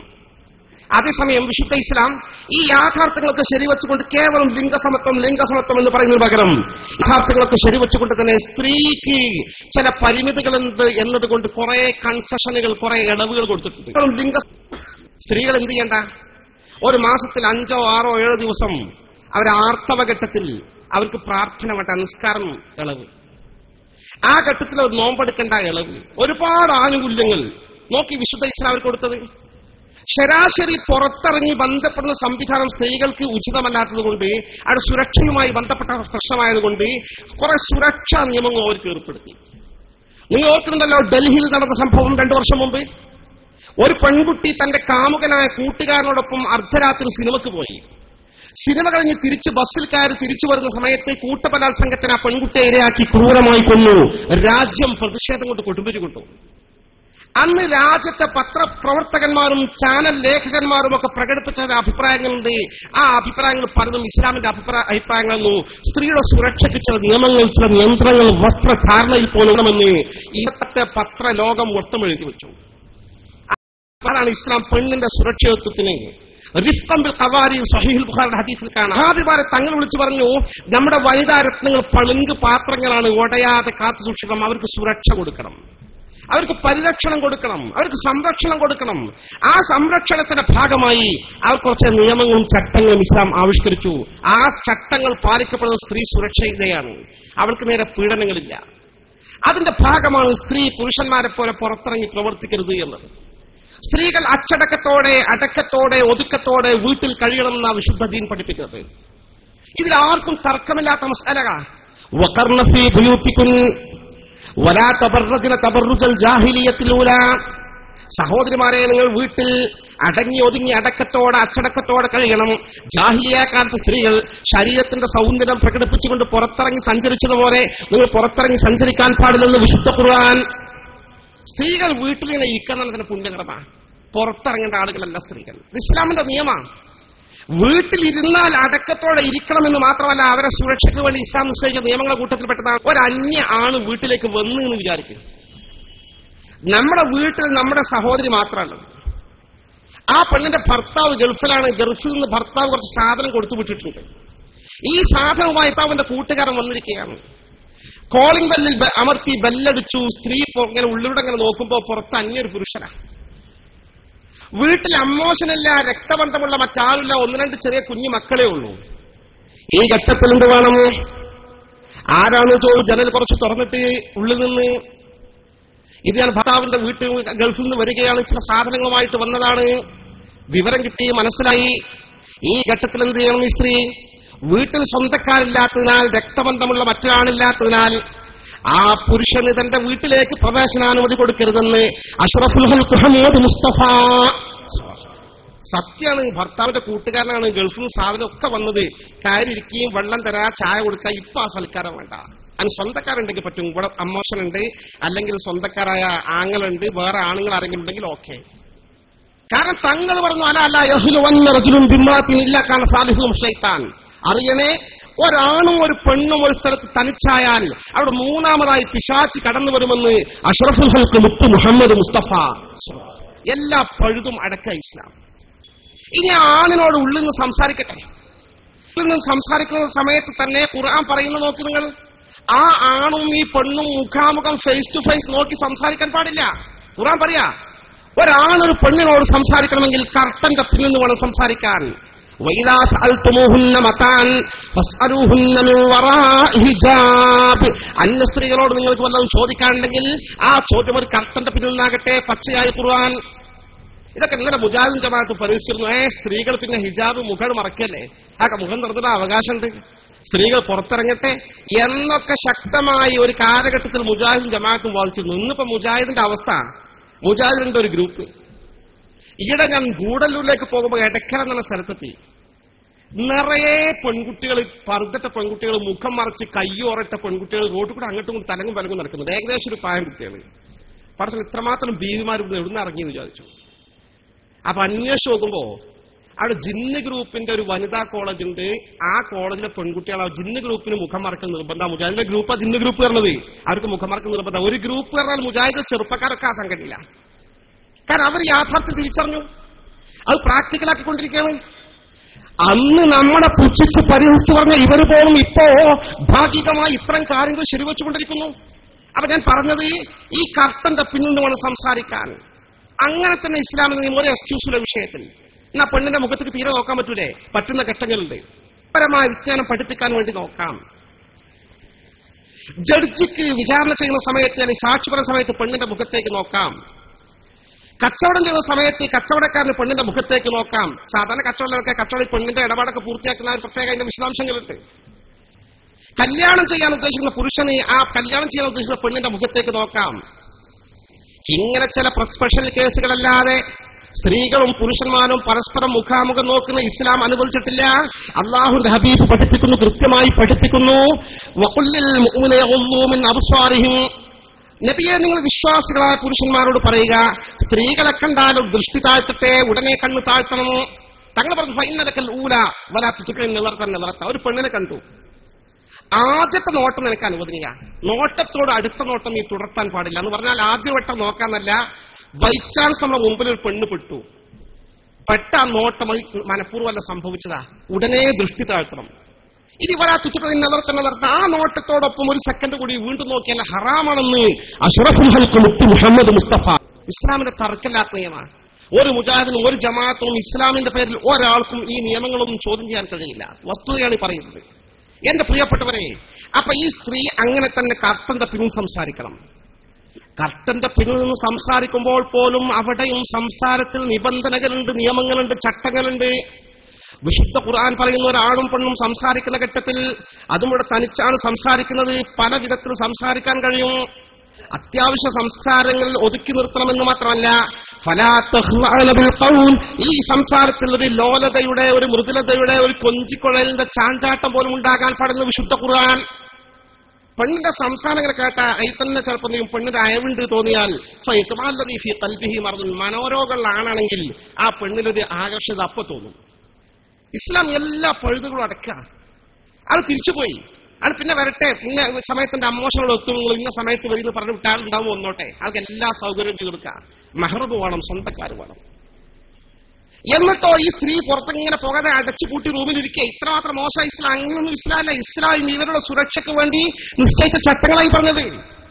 ഈ സ്ത്രീക്ക് പുറത്തു പോകേണ്ടി വരും. പുറത്ത് പോകേണ്ടി വരുമെന്ന് മാത്രമല്ല, പുറത്ത് പോകുന്ന ഘട്ടത്തിൽ പാലിക്കാനുള്ള നിയമങ്ങൾ എത്ര കണിശമായി ഇസ്ലാം പഠിപ്പിച്ചു. ശരീരം സമ്പൂർണമായി മറക്കണം, സമ്പൂർണമായി മറിച്ചിട്ട് മാത്രം പുറത്തു പോകണം. സമ്പൂർണമായി മറക്കണം എന്ന് മാത്രമല്ല, വിശുദ്ധ ദീൻ പഠിപ്പിക്കുന്നു ഫലാ തമസ്സന്ന തീബ, പുറത്തേക്ക് പോകുന്ന സമയത്ത് പുറത്തേക്ക് പരിമളം അടിച്ചു വീശുന്ന സുഗന്ധം പോലും ആ സ്ത്രീ ഉപയോഗിക്കാൻ പാടില്ലെന്ന് അഷ്റഫുൽ ഖൽഖ് നബി മുത്ത് മുഹമ്മദ് മുസ്തഫ. പെണ്ണെന്താ നല്ല സ്മെല്ല് പറ്റൂലേ? പറ്റായല്ല, അതൊക്കെ ഭർത്താവിന്റെ കൂടെ സ്വന്തം വീട്ടിൽ.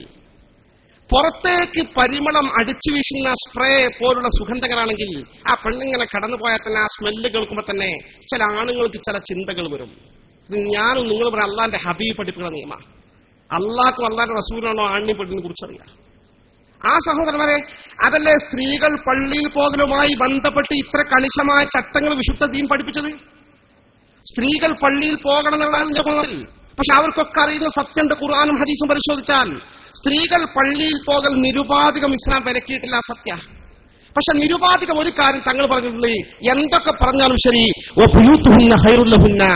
ഏതേത് സാഹചര്യങ്ങളാണെങ്കിലും നല്ലത്, ഏറ്റവും പുണ്യം സ്വന്തം വീട്ടിൽ വെച്ച് നിസ്കരിക്കലാണ് സ്ത്രീകൾക്ക് ഉത്തമമെന്ന് അഷ്റഫുൽ ഖൽഖ് മുത്ത് മുഹമ്മദ് മുസ്തഫ. എന്നാൽ ചില ഘട്ടങ്ങളിൽ പോകാന്നൊക്കെ ഹദീസില്ലേ ഉണ്ട്. അവിടെ തന്നെ ഈ നിയമങ്ങളും ചട്ടങ്ങളും വെച്ചു. അങ്ങനെ പോകുകയാണെങ്കിൽ ഹറാം വരാത്തൊരു സാഹചര്യം, കറാഹത്തൊക്കെ ഉണ്ടാവുമെങ്കിൽ പോകണമെങ്കിൽ ഒരുപാട് ഉപാധികൾ വെച്ചു. ലാ തംനഉ ഖൗലുഹു നബി സ്വല്ലല്ലാഹു അലൈഹി വസല്ലം ലാ തംനഉ ഇമാഅല്ലാഹി മസാജിദല്ലാഹ്, അള്ളാഹുവിന്റെ ദാസികളായ സ്ത്രീകൾക്ക് പള്ളികൾ നിങ്ങൾ വിലക്കരുത് എന്ന് പഠിപ്പിക്കുന്ന ഹദീസും വശിബുഹു മിൻ അഹാദീസ് ഫിൽ ബാബ്. ഈ അധ്യായത്തിൽ വന്ന ഹദീസുകൾ വേറെയുണ്ട്. കുറെ സ്ത്രീകൾക്ക് വിലക്കരുത് നിരുപാധികം പള്ളി പോകണമെന്ന് പറയുന്ന ഹദീസുകളൊക്കെ ഇമാം നവവി റളിയല്ലാഹു വിശദീകരിച്ചുകൊണ്ട് ശർഹ് മുസ്ലിം പറയുകയാണ്, ലാഹിർ അതൊക്കെ ശരി തന്നെയാണ്, പെണ്ണുങ്ങൾ അങ്ങനെ തടയാറൊന്നും പാടില്ല. സ്ത്രീകൾക്ക് നിരുപാധികം പള്ളിയിൽ പോക്ക് തടയേണ്ട. ലാക്കിൻ പക്ഷെ ബിശുറൂത്തിൻ, ചില നിബന്ധനകൾക്ക് വിധേയമായി. ആ നിബന്ധനകൾ പണ്ഡിതന്മാർ എണ്ണി പറഞ്ഞിട്ടുണ്ട്. അതാണ് സ്വന്തം വകയല്ല, മൗഹൂദത്തമിൽ ഹദീസ്, റസൂലുള്ളാഹി തങ്ങളുടെ ഹദീസുകൾ തന്നെ വന്ന നിബന്ധനകളാണ്. അതിനടുത്തത് ആ ഷർത്തൊക്കെ പെണ്ണ് പോയാൽ ഹറാം എന്ന് പറയാൻ പറ്റൂല, ഒരു കറാഹത്തും ഒക്കെ പറയാൻ പറ്റുള്ളൂ. എന്താ ഷർത്ത് എണ്ണി പറഞ്ഞിട്ട്? അല്ലാത്തക്കുന്ന മുത്തത്തയ്യിബത്തന്. ഒന്ന്, പള്ളി പോകുമ്പോൾ പെണ്ണ് സുഗന്ധം ഉപയോഗിക്കാൻ പാടില്ല. എന്താ പെണ്ണുങ്കെല്ലാം സ്മെല്ല് പറ്റാത്തോണ്ടാ? അല്ല, സുഗന്ധം പരിമളം ചാർത്തുന്ന സുഗന്ധവുമായ ഒരു പെണ്ണിങ്ങനെ 5 നേരം പള്ളിക്ക് ഇറങ്ങിത്തിരിക്കുകയാണെങ്കിലൊക്കെ അപകടമുണ്ട്. സുഗന്ധം ഉപയോഗിക്കാൻ പാടില്ല. വല മുത്തസയ്യിനത്തൻ, രണ്ടാമത്തെ ഉപാധി, ചമഞ്ഞൊരുങ്ങി അടിപൊളിയായി പോകാൻ പാടില്ല. അങ്ങനെ തന്നെ എന്റെ ഭാഷാർത്ഥം. നല്ല ഡ്രസ്സൊക്കെ അണിഞ്ഞൊരുങ്ങി നല്ല ചെത്തിപ്പൊളിച്ചു പോകാൻ ഇന്നത്തെ ഭാഷയിൽ പറഞ്ഞാൽ ആ രണ്ടാമത്തെ ഷർത്ത്. മൂന്നാമത്തെ ഷർത്ത്, വല സിയാബ് ഫാഖിറ, വില കൂടിയ വസ്ത്രങ്ങൾ ധരിച്ചു പോകാൻ പാടില്ല. നാലാമത്തെ ഉപാധി, വല മുഖ്തലിത്തം ബിർ റിജാൽ, അന്യ ആണുങ്ങളുമായി ഇടകലർന്ന് പോകേണ്ട സാഹചര്യം ഉണ്ടാകാൻ പാടില്ല. ഇതൊക്കെ നമ്മുടെ നാട്ടിൽ എത്രമാത്രം പ്രാക്ടിക്കലാവും ചിന്തിക്കേണ്ടതാണ്. അതൊക്കെ ഒപ്പിക്കാതിരിക്കട്ടെ. അടുത്ത ഷർത്ത്, വല ഷാബത്തൽ, ആ പോകുന്ന പെണ്ണ് യുവതി ആകാനും പാടില്ല. പിന്നെപ്പോ കിഴവികൾക്കാ പോകാൻ പറ്റുക. ആ എല്ലാ കിഴവിക്കും പറ്റുമോ? വനഹവഹ മിമ്മ യുഫ്തതനു ബിഹ, കിഴവികളാണെങ്കിലും ആകർഷണീയത അനുഭവിക്കാൻ ഇടയാകുന്ന കിഴവികളാണെങ്കിൽ അവർക്കും പോകാൻ പറ്റൂല. പിന്നെ ആർക്കപ്പോൾ പോകാൻ പറ്റുക? നമ്മൾ വാശിയേറിയ തെരഞ്ഞെടുപ്പാണ്. ഇപ്പൊ ഈ പഞ്ചായത്ത് ഇലക്ഷനിലെ വാർഡിലൊക്കെ ഭയങ്കര മത്സരവും. സുഖല്ലാതെ കിടക്കുന്ന ഉമ്മാമാരെ കസരയിൽ എടുത്തിട്ട് ഏറ്റി ചെറുപ്പക്കാർ കൊണ്ടുപോകും വോട്ട് ചെയ്യാൻ വേണ്ടിയിട്ട്. അമ്മാതിരി ഉമ്മാമാര്. നമ്മാതിരി ഉമ്മാമാർക്കും പോകാൻ പറ്റുമോ? അതിന് ഹദീസ് പറയുന്നു, ഷർത്ത് പറയുന്നു, വഅല്ല യകൂന മാ യുഖാഫു ബിഹിൽ മഫ്സദത്തു അലൈഹ. ഈ സ്ത്രീക്ക് നേരെ പീഡനത്തിന് സാധ്യതയുള്ള സാഹചര്യം ഉണ്ടാകാനും പാടില്ല. കഴിവുകൾക്കെതിരെ പീഡനം ഉണ്ടാകുമോ? ഈ രാജ്യത്ത് എത്രയും സംഭവിച്ചിട്ടുണ്ട്. ലീകുല്ലി സാഖിതത്തിൻ ഫിൽ ഹയ്യി ലഹഖിതത്തുൻ വകുല്ലു ഖാസിദത്തിൻ യൗമല്ലഹാ സൂഖു. താഴെ വീണ ഏത് സാധനത്തും ചിലപ്പോൾ മാർക്കറ്റ് ഉണ്ടാവും. ചിലപ്പോൾ തൊഴിൽ വെറുതെ വലിച്ച അണ്ണാച്ചു പൊറുക്കി ഇങ്ങനെ കൊണ്ടുപോകും. അമ്മമാരത് പറഞ്ഞിട്ട് കാര്യമില്ല, ചിലപ്പോൾ അതും കുഴപ്പമാകാൻ സാധ്യതയുണ്ട്. അങ്ങനെ പോകണ്ട. ഇതാണ് സംഭവം. ഞാൻ സൂചിപ്പിച്ചത്, ഒരു സ്ത്രീ പുറത്തു പോകുന്ന സമയം സുഗന്ധം പോലും ഉപയോഗിക്കാൻ പാടില്ല. നോക്ക്, നിങ്ങൾ പറയുന്നത് തീർന്നോ? തീർന്നില്ല. ഖുർആൻ പറയാണ്, ആ സ്ത്രീ പുറത്തു പോകുന്ന സമയത്ത് കിലുങ്ങുന്ന ആഭരണങ്ങൾ പോലും അണിയാൻ പാടില്ല. വലാ യദ്രിബുന ബിഅർജുലിഹിൻ. സ്ത്രീകളുടെ കാൽ ധരിച്ച തടകൾ കിലുങ്ങാതിരിക്കാൻ അവർ ശ്രദ്ധിക്കട്ടെ. പടച്ചോനെ, ഒരു പെണ്ണ് പുറത്തു പോകുമ്പോൾ ആഭരണം കിഴിഞ്ഞാൽ എന്താ ആപത്താ വരുന്നത് ചില ആളുകൾ ചോദിക്കും. പടച്ചോനെ, അവിടെ നമ്മൾ ഒറ്റക്കാര്യം റബ്ബിന്റെ വാചകാണെന്ന് മാത്രമല്ല, നമ്മൾ ചിന്ത ഒരു പെണ്ണ് ഡാൻസ് ചെയ്യാന്ന് വിചാരിക്കുക. ഡാൻസ് ചെയ്യുന്ന പെണ്ണിന്റെ കാതിൽ ചെലങ്ക ധരിച്ചിട്ടെന്ന് വിചാരിക്കുക. ചെലങ്ക ധരിച്ച് ഡാൻസ് ചെയ്യുന്ന പെണ്ണിന്റെ പാദത്തിന്റെ പതനശബ്ദത്തിന്റെ ആ സൗഭാര്യം, ആ വശ്യത, ആ ആകർഷണീയത, ചെലങ്കല്ലാത്ത ഡാൻസ് ഉണ്ടാവില്ല. അതാ കാലിങ്ങനെ ചെന്ന് തറക്കുമ്പോ ആ ചെലങ്ക കൂടി ഉണ്ടെങ്കിൽ ഒരു വശ്യത ആണെന്ന് തോന്നും. ഇതൊക്കെ ഖുർആൻ പറഞ്ഞതാ. ഈ നിലയിൽ സകലമായ ചിട്ടകളും പാലിച്ചുകൊണ്ട് മാത്രമേ സ്ത്രീകൾ പുറത്തിറങ്ങാവൂ എന്ന് മാത്രമല്ല, യാത്രയാണെങ്കിൽ ആ യാത്രയിൽ സ്വന്തക്കാരായ രക്തബന്ധമുള്ള ആണുങ്ങൾ അല്ലെങ്കിൽ ഭർത്താവ് അല്ലെങ്കിൽ വിശ്വസ്തരായ സംഘം സ്ത്രീകൾ വേണം. ഇതൊക്കെ ഇസ്ലാം പഠിപ്പിച്ചു. അപ്പൊ സ്ത്രീകൾ അച്ചടക്കത്തിൽ കഴിയണം, അടക്കത്തോടെ കഴിയണം, ഒതുക്കത്തോടെ കഴിയണം. അവർ പൊതുരംഗത്ത് പ്രവർത്തിക്കേണ്ടവരല്ല. ഇതാണ് ഇസ്ലാമിക സമീപനം. പിന്നെ നമ്മുടെ രാജ്യത്ത് 50% സീറ്റ് റിസർവേഷനായി മാറിക്കിടക്കുമ്പോൾ അവിടെ സ്ത്രീകൾ എന്ത് ചെയ്യണമെന്ന ഒരു വിഷയം വേറെ കിടക്കുന്ന വിഷയം. അത് പൊതു നിയമവുമായി ബന്ധപ്പെട്ട നിയമമല്ല, അത് മറ്റൊരു ഭാഗമാണ്. ആ വിഷയത്തിൽ ചില പരിമിതികളുള്ളത് കൊണ്ടാണ് നമ്മുടെ പണ്ഡിതന്മാർ അതിനെതിരെ മൗനം പാലിക്കുന്നതിൽ കണ്ണു ചിമ്മുന്നത്. അതും ഇത് കൂട്ടിപ്പറയേണ്ടതല്ല. ചില ആളുകൾ, ബഹുമാനായ പാണക്കാട് സയ്യിദ് ഹൈദരലി ശിഹാബ് തങ്ങൾ വനിതാ ലീഗിന്റെ ദേശീയ സമ്മേളനത്തിൽ പ്രസംഗിച്ചത് തങ്ങളെ കുറ്റപ്പെടുത്തിയ ആളുകളുണ്ട്. സ്ത്രീകൾ മുഖ്യധാരയിലേക്ക് കടന്നു വരണം. അപ്പൊ സ്ത്രീകൾ പൊതുരംഗത്ത് വരണമെന്നല്ലേ തങ്ങൾ പറഞ്ഞത്? അല്ല, തങ്ങളുടെ പ്രസംഗം കൃത്യമായി വായിച്ചാൽ കേട്ടാൽ മനസ്സിലാക്കാൻ സാധിക്കുമല്ലോ. കേരളത്തിൽ സ്ത്രീകൾക്ക് 50% റിസർവേഷൻ വന്ന സാഹചര്യത്തിൽ മുസ്ലിം സ്ത്രീകളെ ആവശ്യത്തിന് മത്സരിക്കാൻ കിട്ടുമോ എന്ന ആശങ്ക ഉണ്ടായിരുന്നു. കാരണം ഈ ഇസ്ലാമിക നിയമമാണ് പ്രശ്നം. പക്ഷെ ഇവിടെ പ്രശ്നം ബുദ്ധിമുട്ടില്ലാതെ പോയി. ഇതുപോലെ ഈ കേരളത്തിന് പുറത്തുള്ള സ്റ്റേറ്റുകളിലും റിസർവേഷൻ സീറ്റിൽ മത്സരിക്കാൻ സ്ത്രീകൾ രംഗത്ത് വരണമെന്നാണ് തങ്ങൾ പറഞ്ഞത്. അതിനപ്പുറം തങ്ങൾ പറയില്ല. തങ്ങൾ പണ്ഡിതരാ. തങ്ങൾ സമസ്ത കേരള ജമ്മിയുടെ ഉപാധ്യക്ഷനാ, സുന്നി യുവജന സംഘത്തിന് അധ്യക്ഷനാ. മറിച്ച് തങ്ങളുടെ വാക്കുകൾ ദുർവ്യാഖ്യാനം ചെയ്തുകൊണ്ട് തങ്ങൾ മുസ്ലിം സ്ത്രീകളെ പൊതുരംഗത്തിറക്കാൻ ആഹ്വാനം ചെയ്തു ആരും പ്രകടനം നടത്തേണ്ടതില്ല. അങ്ങനെ വാട്സപ്പും മറ്റുവഴിയും തങ്ങളെ തെറ്റിദ്ധരിപ്പിക്കാൻ വേണ്ടി, വിലക്കാൻ വേണ്ടി നീചവും നികൃഷ്ടവുമായ നീക്കങ്ങൾ ചില ആളുകൾ നടത്തിക്കൊണ്ടിരിക്കുക. ഞാൻ സൂചിപ്പിച്ചത് സമസ്ത കേരള ജംഇയ്യത്തുൽ ഉലമ ഈ വിഷയത്തിൽ, ഏത് വിഷയത്തിലും അതത് ഘട്ടത്തിൽ കൃത്യവും വ്യക്തവും സത്യസന്ധവുമായ നിലപാട് സ്വീകരിച്ചുകൊണ്ട് മുന്നോട്ട് പോയിട്ടുണ്ട്.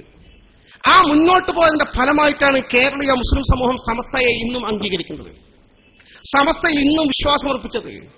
മാത്രമല്ല, സമസ്തക്ക് ഒരു ആത്മീയമായ വശം കൂടിയുണ്ട്. മുജാഹിദ് പ്രസ്ഥാനത്തിലില്ലാത്ത, ജമാഅത്തെ ഇസ്ലാമിക്കില്ലാത്ത, തബ്ലീഗ് ജമാഅത്തിനില്ലാത്ത, മറ്റ് വ്യാജ തരീഖത്തുകൾക്കില്ലാത്ത ഒരു പ്രത്യേകത, ആത്മീയമായ പിൻഫലം. മഹാന്മാരായ അള്ളാഹുവിന്റെ ഔലിയാക്കളും ആരിഫീങ്ങളും ഈ സംഘത്തിന് നേതൃത്വം കൊടുക്കുന്നത്. ഓരോ മഹലിലും 5 നേരം നിസ്കരിക്കുന്ന നല്ലവരായ കാരണവന്മാരും നല്ലവരായ സ്വാലിഹീങ്ങളും ആൾക്കാരാ സമസ്തന്റെ ആൾക്കാർ. തമ്മാടികളല്ല സമസ്തന്റെ ആളുകൾ. സമസ്തന്റെ ആളുകൾ വളരെ സ്വാലിഹീങ്ങളായ മഹാന്മാരാ. അവരെന്താണോ ദീനിന്റെ നിയമം സമസ്ത അത് നിർദ്ദേശിക്കും, അതനുസരിച്ച് മനസ്സാ വാച കർമ്മണ അംഗീകരിച്ചുകൊണ്ട് മുന്നോട്ട് പോകുന്നത് കൊണ്ട് തന്നെ ജനങ്ങൾക്ക് സമസ്തയുമായുള്ള ഈ ബന്ധവും ഈ ആദരവും അനിഷേധ്യമായ നിലയിൽ തുടരുക. കേരളത്തിലെ പല രാഷ്ട്രീയ പാർട്ടികൾക്കും സമസ്തയെക്കുറിച്ച് മനസ്സിലായിരുന്നില്ല.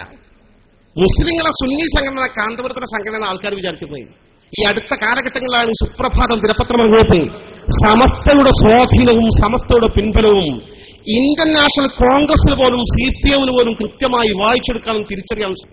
ഇന്ന് സമസ്തക്ക് വലിയ ആദരവാണ് ഔദ്യോഗിക കേന്ദ്രങ്ങൾ, രാഷ്ട്രീയ പാർട്ടികളിൽ പോലും. എന്താ പ്രശ്നം? കാരണം ഈ വലിയൊരു ജനസമൂഹം 9471 മദ്രസകളാ സമസ്തയുടെ കീഴിൽ ഈ കഴിഞ്ഞ മാസം വരെ പ്രവർത്തിച്ചുകൊണ്ടിരിക്കുന്നത്. ഞാൻ കഴിഞ്ഞ മാസം വരെ എന്ന് പറയാൻ കാരണം, എല്ലാ മാസവും 2 ശനി സമസ്ത വിദ്യാഭ്യാസ ബോർഡ് യോഗം ചെയ്യും കോഴിക്കോട് ഫ്രാൻസ്. ഉഷാർ 11 മണിക്ക് അൽ-ഫാത്തിഹ ദുആ ചെയ്യും. എല്ലാവർക്കും കൃത്യസമയം നടക്കുന്ന, എല്ലാവരും വേറെ കുറെ ആൾക്കാർ നേരത്തെ എത്തും, കുറച്ച് 5-10 മിനിറ്റൊക്കെ വൈകിയെത്തും. ഏത് യോഗത്തിലും കുറച്ച് പുതിയ മദ്രസകൾ അംഗീകാരത്തിലെങ്കിലും ഇല്ലാത്തൊരു യോഗം കഴിഞ്ഞു പോയിട്ടുള്ള സമസ്ത ചരിത്രത്തിൽ ഇതൊരു വല്ലാത്ത കറാമത്തല്ലേ, വല്ലാത്ത അത്ഭുതമല്ല. ഈ കഴിഞ്ഞ യോഗത്തിൽ 4 മദ്രസകൾ പുതിയതായി അംഗീകാരം കൊടുത്തു. അങ്ങനെയാണ് 9471 മദ്രസകൾ. ഈ 12-ാം തീയതി അടുത്ത സെക്കൻഡ് സാറ്റർഡേ വീണ്ടും യോഗം നടക്കും. അവിടെ ഉണ്ടാവും 4, 5, 8, 10, 12, 11 ഇങ്ങനെ ഒരു മദ്രസകൾ ഉണ്ടാവും. നേരത്തെ ആപ്ലിക്കേഷൻ കിട്ടിയ ആളോടും അംഗീകരിച്ച് ഓക്കെ ആണെങ്കിലുള്ള അംഗീകാരം കൊടുക്കും. ഒരു വലിയ സംഭവം. ഇവിടെ 9500 മദ്രസകൾക്ക് അംഗീകാരം കൊടുത്ത് വ്യവസ്ഥാപിതവും ശാസ്ത്രീയവുമായി മുന്നോട്ട് കൊണ്ടുപോകുമ്പോൾ ലോകം എത്ര വിശാലമാണ്. ഇന്ത്യയിൽ കേരളം എന്ന സമസ്ത കേരള ജംഇയ്യത്തുൽ എന്ന ചെറിയ ഒരു പ്രദേശമാണ് കേരളം. ഞാൻ ചോദിക്കട്ടെ, ഇന്ത്യയിലെ ഏതെങ്കിലും സ്റ്റേറ്റിൽ വേണ്ട, ഇന്ത്യക്ക് പുറത്തുള്ള ഏതെങ്കിലും രാജ്യത്ത്, അറബ് രാജ്യം ഉൾപ്പെടെയുള്ള ലോകത്തെ ഏതെങ്കിലും രാജ്യത്ത് സമാനമായ സംവിധാനം, ആയിരക്കണക്കിന് മദ്രസകൾ, 10,000 വേണ്ട 1000കണക്കിന് മദ്രസകൾ വ്യവസ്ഥാപിതവും കേന്ദ്രീകൃതവുമായി പ്രവർത്തിക്കുന്ന ഒരു സംവിധാനം ലോകത്തെവിടെയെങ്കിലോ നിങ്ങൾ സെർച്ച് ചെയ്ത് നോക്കി നെറ്റില്. ലോകമൊത്തം കറങ്ങണ്ടല്ലോ. ഈ സംവിധാനം ലോകത്തെവിടെയില്ല. കാരണം ഇതൊരു ബറക്കത്തിലെ തുടക്കം. മഹാനായ ഖായിദുൽ ഖൗം സയ്യിദ് അബ്ദുറഹ്മാൻ ബാഫഖി തങ്ങൾ നവ്വറല്ലാഹു മർഖദഹു, മഹാനോട് ദറജ അല്ലാഹു ഉയർത്തി കൊടുക്കുമാറാകട്ടെ. മഹാനോട് തുടക്കം കുറിച്ച സംവിധാനമാണത്. ബറക്കത്തിലെ തുടക്കം. ആ ബറക്കത്ത് വളർന്നുകൊണ്ടിരിക്കുക, വികാസം പ്രാപിച്ചുകൊണ്ടിരിക്കുക, വിജയകരമായി മുന്നേറിക്കൊണ്ടിരിക്കുക. ആദർശരംഗത്ത് സമസ്തയെക്കുറിച്ച് തെറ്റിദ്ധരിപ്പിക്കുക എന്നല്ലാതെ സമസ്ത പറയും 100% ശരിയെന്ന് അംഗീകരിച്ചുകൊണ്ട് ജനങ്ങൾ മുന്നോട്ട് പോയിക്കൊണ്ടിരിക്കുക. ഞാൻ പറഞ്ഞല്ലോ, മുജാഹിദ് ജമാഅത്ത് വിഭാഗങ്ങളൊക്കെ പ്രത്യക്ഷത്തിൽ സമസ്തയെ ശരിവെക്കുന്നില്ലെങ്കിൽ ഉള്ളിന്റെ ഉള്ളിൽ ശരിവെച്ചുകൊണ്ടാണ് മുന്നോട്ട് പോകുന്നത്. എത്രയോ ആളുകളുടെ സംസാരം നമ്മൾ കേൾക്കുന്നുണ്ട്. ഇപ്പോ റബീഉൽ അവ്വൽ വരാൻ പോവുകയാണ്. ഹബീബായ നമ്മുടെ എല്ലാമായ കരളിന്റെ കഷ്ണമായ മുത്തു മുഹമ്മദ് മുസ്തഫ സ്വല്ലല്ലാഹു അലൈഹി വസല്ലം തങ്ങൾ ജന്മം കൊണ്ട് അനുഗ്രഹീതമായ മാസം. നമ്മൾ തങ്ങളോട് വല്ലാത്ത മഹബത്താണ് നമുക്ക്. അതിലുള്ള സത്യ. നമ്മളും ഈ പറയുന്ന ബിദഅകളും തമ്മിൽ ഒരേ ഒരു വ്യത്യാസം മഹബത്തിലാണ്.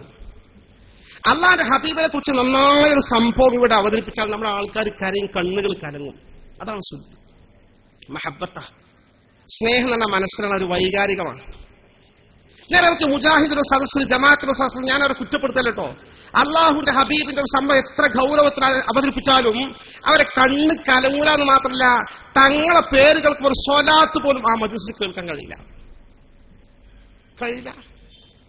ഞാൻ മുജാഹിദിന്റെ സലഫി കോളേജ് പുളിക്കൽ പഠിക്കുന്ന ഒരു കുട്ടിയിൽ നേരിട്ട് കേട്ട വിവരം. അബ്ദുൽ സമദ് സമദാനി സാഹിബ് എന്ന MP ആണ്. അദ്ദേഹം അവിടെ വിദ്യാർത്ഥി യൂണിയൻ ഉദ്ഘാടനം ചെയ്യാൻ ചെന്നു.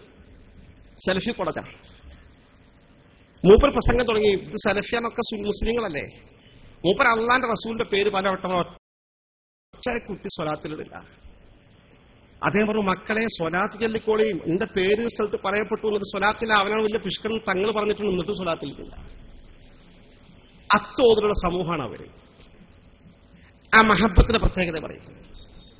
യഥാർത്ഥത്തിൽ ജന്മദിനവുമായി ബന്ധപ്പെട്ട് നമ്മൾ നടത്തിക്കൊണ്ടിരിക്കുന്ന പരിപാടികൾ, ഏതേത് പരിപാടികൾ പരിശോധന, ആ പരിപാടികൾ മുഴുവൻ വിശുദ്ധ ഖുർആൻ തിരുസുന്നത്ത് പഠിപ്പിച്ച ആശയങ്ങൾ ഉൾക്കൊള്ളുന്നതാണെന്നുള്ള കാര്യത്തിൽ യാതൊരു തർക്കമല്ല, സന്ദേഹമല്ല, സംശയമല്ല. ഇന്ന് നമ്മൾ ഈ പരിഷ്കൃത രൂപം തങ്ങളെ കാലത്ത് അന്ന് ചെയ്തിട്ടുണ്ടോന്നാണ്. കുട്ടികൾ വർണ്ണക്കൊടി ഏന്തി മൗലിദൊക്കെ നടത്തി സ്വലാത്തൊക്കെ ചൊല്ലിങ്ങനെ വരിവർക്ക് ജാഥ പോകാന്ന് റസൂലുള്ളാഹിയുടെ കാലം അതിലില്ലാന്ന് തന്നെ മറുപടി. പക്ഷെ ഈ ആശയം തങ്ങൾ പഠിപ്പിച്ചിട്ടുള്ള പ്രശ്നം ഇതുണ്ടോ, റസൂലുള്ളാഹിയുടെ കാലത്ത് ഉണ്ടോ എന്ന് ചോദിക്കുകയാണെങ്കിൽ 100,000 ചോദ്യം ഇവിടെ വരും. ഞാൻ ചോദിക്കട്ടെ, സമ്മേളനം നടത്തുകയാണ്. 3 വർഷത്തിലൊക്കെ സംസ്ഥാന സമ്മേളനം നടത്തുന്നുണ്ട് ദീന്റെ താഴത്തിന് വേണ്ടി. ജമാഅത്ത് ഇസ്ലാമി 5 കൊല്ലം കൂടുമ്പോൾ സംസ്ഥാന സമ്മേളനം നടത്തുന്നുണ്ട്. ഞാൻ ചോദിക്കട്ടെ, അല്ലാഹുവിന്റെ വേണ്ടി, പഠനത്തിന് വേണ്ടി ഒരു സംസ്ഥാന സമ്മേളനം പോയിട്ട് ഒരു യൂണിറ്റ് സമ്മേളനം നടത്തിയതായി തെളിയിക്കാൻ സാധിക്കുമോ? അല്ലാഹുവിന്റെ റസൂൽ നടത്തിയിരുന്നോ? ആശയം തങ്ങൾ ദീൻ ദഅവത്തിന് വേണ്ടി പ്രവർത്തനമാകാം. ഇതുപോലെ റസൂലുള്ളാഹിനെ ജനിച്ചതിലും നിയോഗിക്കപ്പെട്ടതും സന്തോഷത്തിന് ഇസ്ലാം അനുവദിച്ച പരിപാടികളാകാം. ഒരിക്കലും തങ്ങളെ കാലത്ത് റബീഉൽ അവ്വൽ 12 അങ്ങനെ ജാഥ നടന്നിട്ടില്ലല്ലോ. അതാകാൻ പറ്റുമോ? ഒരു ഞാൻ ഒറ്റ സംഭവം നിങ്ങൾ കേൾപ്പിക്കാം. മദീനയിലെ മസ്ജിദുൻ നബവിയുടെ തൊട്ടടുത്തുള്ള ഒരു പള്ളിയുണ്ട്. ആ തൊട്ടടുത്ത പള്ളിയിൽ നബി തങ്ങൾ ജീവിച്ചിരിക്കുന്ന കാലഘട്ടം. ആ കാലഘട്ടത്തിൽ തന്നെ സ്വഹാബികളാണ് ജീവിക്കുന്നത്. അപ്പൊ ഇമാമും സ്വഹാബി, മഅ്മൂമും സ്വഹാബി. അവിടെയുള്ളൊരു ഇമാമുണ്ട്. ആ ഇമാം എന്ത് ചെയ്തു? ഓരോ നിസ്കാരത്തിന്റെ റക്അത്തിനും ഓരോ റക്അത്തിനും എന്തും ഫാത്തിഹ ഓതി കഴിഞ്ഞാൽ നമ്മളൊക്കെ ഒരു സൂറത്തല്ല ഓതുക. മൂപ്പർ യഫ്തതിഹു ബി ഖുൽ ഹുവല്ലാഹു അഹദ്. സൂറത്ത് ഓതുന്നതിന് മുമ്പ് ഒരു ഖുൽ ഹുവല്ലാഹു അഹദ് എക്സ്ട്രാ ഓതും. ഒന്നര റക്അത്തിനും അങ്ങനെ തന്നെ, രണ്ട് റക്അത്തിനും ഫാത്തിഹ ഓതി കഴിഞ്ഞാൽ ബിസ്മില്ലാഹിർ റഹ്മാനിർ റഹീം ഖുൽ ഹുവല്ലാഹു അഹദ് അല്ലാഹുസ് സമദ് ലം യൂലദ് വലം യകുൽ ലഹു കുഫുവൻ അഹദ്. പിന്നെ സബ്ബിഹ് റബ്ബിക്കൽ അഅല ഖുൽ യാൽ കഫറു. എല്ലാ റക്അത്തിനും എക്സ്ട്രാ സൂറത്ത് ഇഖ്ലാസ്. പക്ഷേ ആളുകൾക്ക് മുറുമുറുപ്പ്. അള്ളാന്റെ റസൂലിനും നമ്മളിതിങ്ങനെ കണ്ടിട്ടില്ല. ഫാത്തിഹ ഓതി കഴിഞ്ഞാൽ സൂറത്ത് ചെറുതോ വലുതോ ഓതാ, പക്ഷെ ഇടയ്ക്കൊരു ഖുൽ ഹുവല്ലാഹു മാത്രം സ്ഥിരമായി കിട്ടിയ ബിദ്അത്തല്ലേ? അങ്ങനെ ചിന്ത റസൂൽ ചേർത്ത് നമ്മളിങ്ങനെ ചെയ്യുന്നു. അങ്ങനെ ഇമാമിന്റെ റൂമിൽ ഒരിക്കൽ നേരം കഴിഞ്ഞിട്ട് അവിടുത്തെ പ്രധാനപ്പെട്ട 2-3 കാരണന്മാർ ചെന്നു. ആൾക്കാർ ആക്ഷേപവും ആശയവുമായി. പിന്നെ നമുക്കൊരു അഭിപ്രായം ഉണ്ടായിരുന്നു. പൊതുവെ ഫാത്തിഹ ഓതി കഴിഞ്ഞാൽ തങ്ങളൊക്കെ ചെയ്യണ മാതിരി നമ്മളങ്ങനെ കേട്ടിട്ടുള്ളത് ഒരു സൂറത്ത് സ്ഥിരമായിട്ട് ഒരു ഖുൽ ഹുവല്ലാഹു അഹദ് ഇങ്ങനെ ഓതിയിട്ടാ പിന്നെ സൂറത്തുള്ള അതോ അങ്ങനെ പുതിയ രീതി നമുക്ക് വേണോന്ന് ചോദിച്ചു. അപ്പൊ ഇമാം ഒരു സ്ട്രോങ് ആ മുഫ്തി പറഞ്ഞു, വല്ലാഹി മാ അന ബിതാരിക്കിഹ, അള്ളയാണ് സത്യങ്ങൾ എന്ത് പറഞ്ഞിട്ട് കാര്യമില്ല, ഞാൻ ആ ഇഖ്ലാസ് സൂറത്ത് എസ്താ ഓതുന്നത് ഒഴിവാക്കൂല, ഞാനത് ഓതുന്നു. ഇൻ അഹ്ബബ്തും ഉമ്മുക്കും ബിദാലിക വഇൻ കരിഹ്തും തറക്തുക്കും ഇയ്യാക്കും. ഇങ്ങനെ പോകും. ഞാൻ ഇഷ്ടമാണെങ്കിൽ ഇമാമായിട്ടുള്ള എപ്പ രാജിക്കത്ത് വിളിച്ചോളി തന്നു, ഞാൻ ഒഴിവാക്കിക്കോളാം, ഞാൻ ആ ഇഖ്ലാസ് ഓതുന്നത് ചെയ്യുന്നു. എല്ലാ സ്ഥലം ഞങ്ങളൊന്നും പറഞ്ഞിട്ടുള്ള പേര് വേറെ ഇറങ്ങിപ്പോന്നു. കാരണം ഹദീസിലുണ്ട് വക്കാന ഇമാമുഹും അഫ്ളലഹും, അവരെ കൂട്ടത്തിൽ ഏറ്റവും വലിയ ശ്രേഷ്ഠനും മഹാനുമാണ് ഇമാമു, വലിയ മഹാനാ. അപ്പൊ അതുകൊണ്ട് അവിടെ അഭിപ്രായം ഉണ്ടാക്കാൻ വേഗം ഒരു പോന്നിട്ട് പറഞ്ഞു, നമുക്കൊരു കാര്യം, നമ്മളിപ്പോ ഇന്നലെ ഈ പ്രശ്നം ഉണ്ടാക്കാൻ നിൽക്കുന്നത് നേരെ തങ്ങളെടുത്ത് പോയവർ തങ്ങളപ്പുറത്തെ പള്ളിയിൽ വസ്തു നബവിയില്ല. അപ്പൊ നേരെ ഇലാ ഹദ്റത്തി റസൂലുള്ളാഹി സ്വല്ലല്ലാഹു അലൈഹി വസല്ലം തങ്ങളെടുത്ത് ചെന്നു. തങ്ങളെടുത്ത് ചെന്നിട്ട് തങ്ങളോട് ഈ പരാതി ബോധിപ്പിച്ചു. ഇനിയിപ്പോ ഞങ്ങളുടെ നാട്ടിലെ ഇമാമ് ചെറിയൊരു പ്രശ്നമുണ്ട്. മൂപ്പർ നല്ല ആളൊക്കെ തന്നെയാണ്, പക്ഷേ നിങ്ങളിപ്പോ നിസ്കരിക്കണ നിസ്കാരം ഇതേമാതിരിയല്ല. ഫാത്തിഹ ഓതി കഴിഞ്ഞാൽ ഒരു ഹുവല്ലാഹു പിന്നെ സൂറത്ത് ഓതുള്ളൂ. ഞങ്ങൾ പറഞ്ഞു നോക്കി, നിങ്ങൾ നിസ്കാരം പോലെ ആക്കി വേണ്ടാന്ന് മൂപ്പർ സമ്മതിക്കുന്നില്ല, ഒഴിവാക്കില്ല എന്ന് അവർ വാശി പിടിക്കുന്നത്. തങ്ങൾ മൂപ്പരെ വിളിപ്പിക്കുന്നതാണോ?